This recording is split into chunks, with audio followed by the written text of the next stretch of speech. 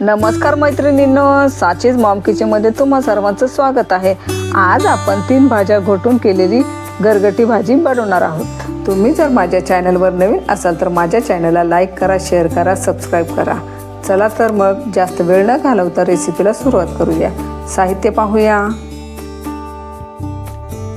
1 वाटी शेपूची भाजी घेतली आहे, 1 वाटी पालकची भाजी घेतली आहे, 1 वाटीपेक्षा थोडीशी जास्त आंबट चुका घेतलेला आहे किंवा आंबाडी घेतलेली आहे, 1 छोट्या आकाराचा बटाटा छिलून कापून घेतलेला आहे, पाव चमचा हळद घेतलेली आहे, पाव चमचा हिंग घेतलेली आहे, ही थोडीशी मोहरी आहे, 1 चमचा धने पावडर आहे, कढीपत्ता आहे, 2 लाल मिरच्या आहेत सुक्या।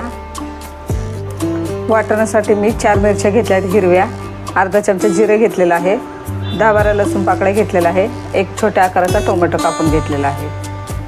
आपण घेतलेला बटाटा टाकायचा आहे। शेपूची भाजी, पालकची भाजी,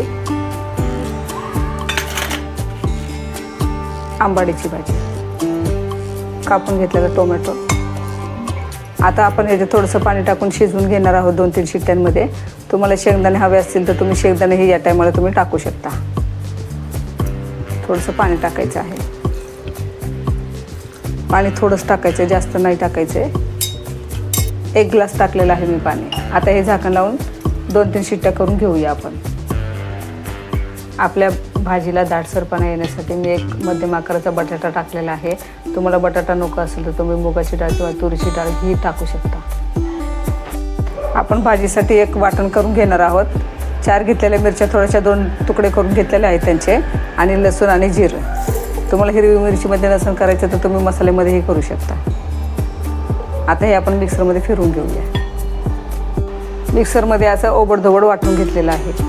आता आपण ते काढून घेऊया।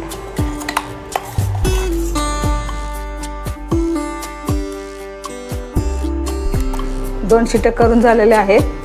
कुकरची वाफ गेल्यानंतर मी झाकण खोललेलं आहे। आता आपण भाजीला मॅश करून घेऊया।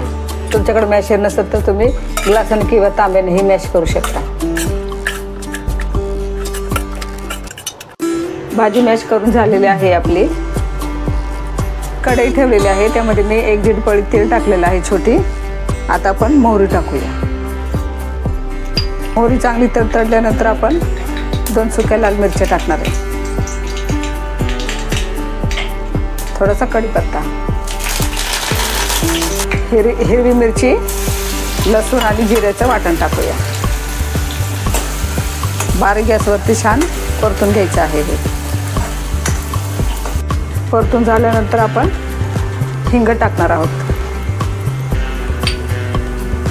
हळद टाकायची आहे, धने पावडर। आता आपण घोटून घेतलेली भाजी टाकायची आहे।